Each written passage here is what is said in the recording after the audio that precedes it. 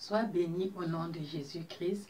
Avant toute chose, je veux te souhaiter une joyeuse Pâques parce que en cette journée, notre Sauveur et Seigneur Jésus-Christ a ressuscité des morts.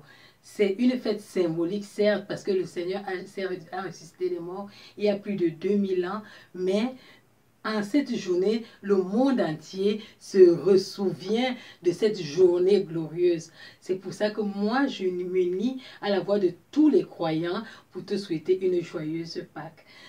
Je te supplie de prendre la bonne position et d'être à l'écoute et au-delà de tout, de recevoir ce que Dieu a prévu pour toi en cette journée. Vraiment, je prie que le Saint-Esprit me conduise, qu'il prenne contrôle de toutes choses. Je me dispose corps, âme et esprit pour recevoir de lui afin de te transmettre. Au nom de Jésus-Christ, je te bénis et je prie afin que le thème que nous allons partager en cette journée vraiment soit comme un pilier dans ta foi chrétienne. Je l'ai intitulé « La grandeur selon Dieu ». La grandeur selon Dieu. Alors, qu'est-ce que c'est que la grandeur?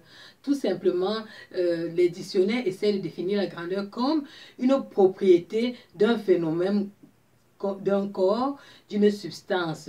C'est le caractère de ce qui est grand par ses dimensions, quelque chose qui est extraordinaire. Bien, c'est aussi, le caractère peut aussi être illustré comme l'importance, une haute importance que quelque chose peut revêtir, la portée de cette chose-là en nombre. Ça peut aussi être une mesure de quantité. La grandeur peut revêtir aussi la signification de quelque chose qui est éclatant, quelque chose qui est prestigieux, quelque chose qui reflète la puissance, qui reflète l'autorité, qui reflète la gloire. Donc la grandeur peut être prise comme un pouvoir, comme une dignité, comme un honneur. Ça peut être un haut degré d'élévation, ça peut être un titre de noblesse, ça peut être, en ce qui concerne l'âme, la magnanimité, quand on parle de la grandeur de l'âme. Bien, voilà comment nous pouvons définir la grandeur, mais nous voulons voir la grandeur, comment Dieu considère la grandeur. Pour cela, j'aimerais que nous lisions une histoire merveilleuse qui est illustrée dans les Saintes Écritures, dans le livre de Matthieu au chapitre 20, versets 20 à 28. Prends ta Bible avec moi, ouvre dans Matthieu chapitre 20, versets 20 à 28. Il est écrit: alors la mère des fils de Zébédée s'approcha de Jésus avec ses fils et se prosterna pour lui faire une demande. Il lui dit: que veux-tu? Ordonne. Lui, dit-elle, que mes deux fils que voici soient assis dans ton royaume, l'un à ta droite et l'autre à ta gauche. Jésus répondit: vous ne savez ce que vous demandez. Pouvez-vous boire la coupe que je dois boire? Nous le pouvons, dirent-ils.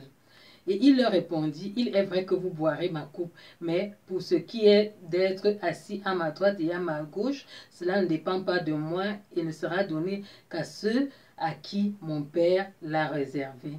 Les 10 ayant entendu cela furent indignés contre les deux frères. Jésus les appela et dit: vous savez que les chefs des nations les tyrannisent et que les grands les asservissent. Il n'en sera pas de même au milieu de vous, mais quiconque veut être grand parmi vous, qu'il soit votre serviteur. Et quiconque veut être le premier parmi vous, qu'il soit votre esclave. C'est ainsi que le Fils de l'homme est venu, non pour être servi, mais pour servir et donner sa vie comme la rançon de plusieurs. Alléluia. Voilà notre partage, voilà le passage que je voulais lire avec toi, qui illustre notre histoire, qui illustre la grandeur considérée selon Dieu. Alors, quel est le problème qui s'oppose ici? C'est tout simplement un problème de position, de grandeur.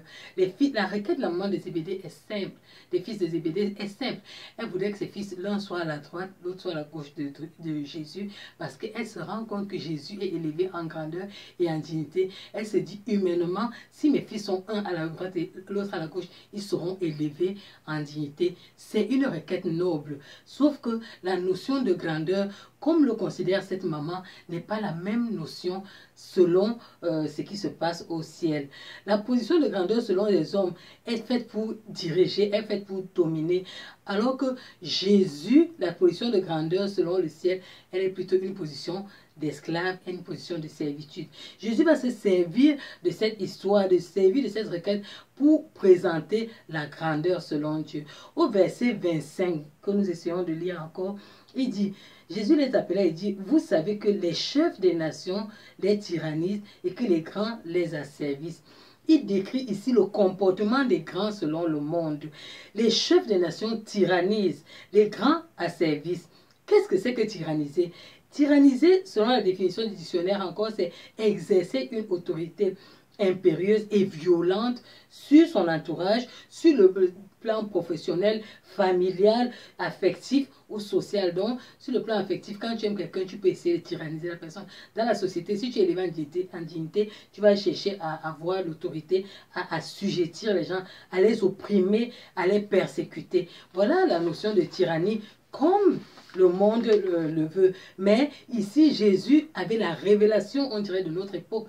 Et quand il parle de la tyrannie, ici, là, des chefs de nation, nous pouvons voir, quand nous regardons les informations, maintenant on se rend compte que certaines nations qui sont élevées en dignité bombardent d'autres nations. Elles imposent leur monnaie, elles dévaluent les monnaies de certaines nations, elles délimitent même les puissances. Elles sont capables de détruire d'autres nations si les autres nations n'obéissent pas à leurs lois. Elles sont capables de destituer les présidents si les présidents n'obéissent pas aux lois qu'ils ont demandées à ces présidents-là. En fait, les présidents agissent comme des vassaux de ces nations-là.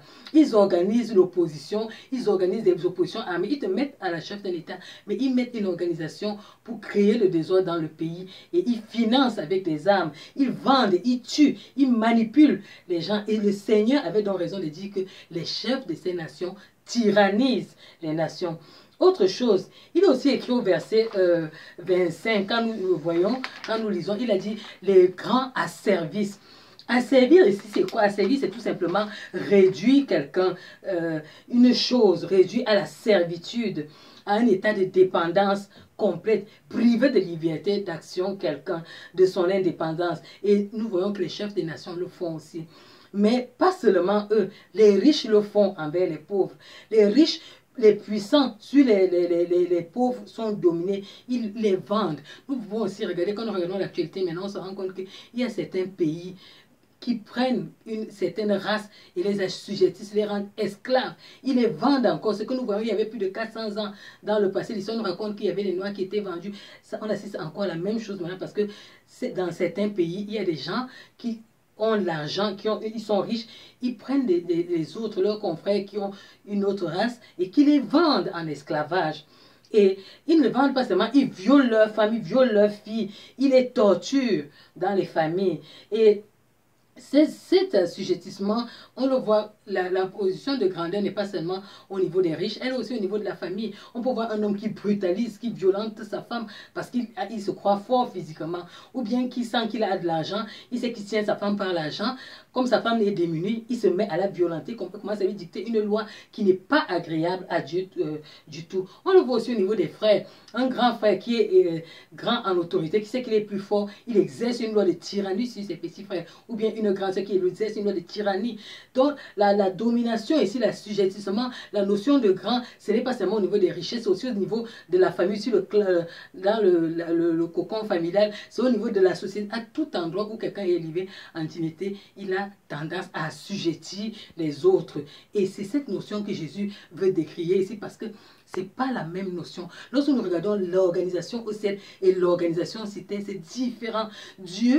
Pour Dieu, la notion de noblesse, de grandeur, ça se voit dans le service. Les plus grands au ciel, ce sont ceux qui servent. Les plus grands au ciel, ce n'est pas ceux qui sont assis en autorité, qui donnent les ordres.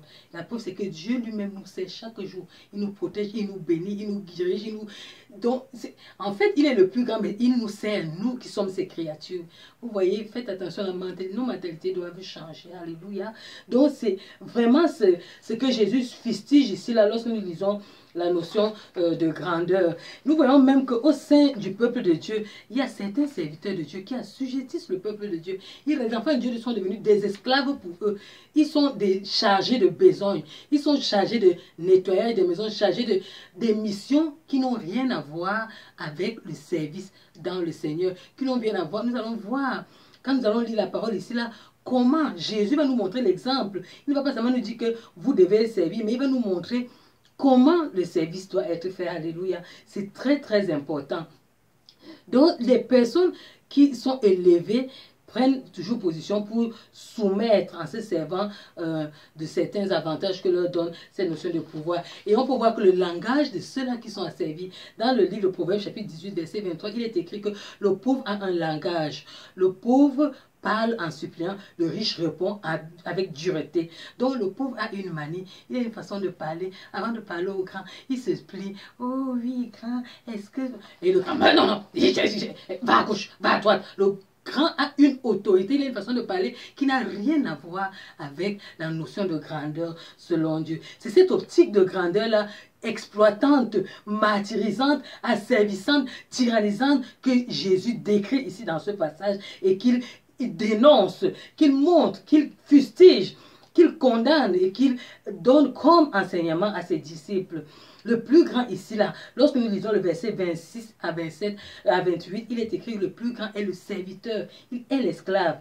Il a la notion de servir. Jésus lui-même n'a pas seulement dit, mais lui-même il a montré l'exemple de ce que c'est que servir.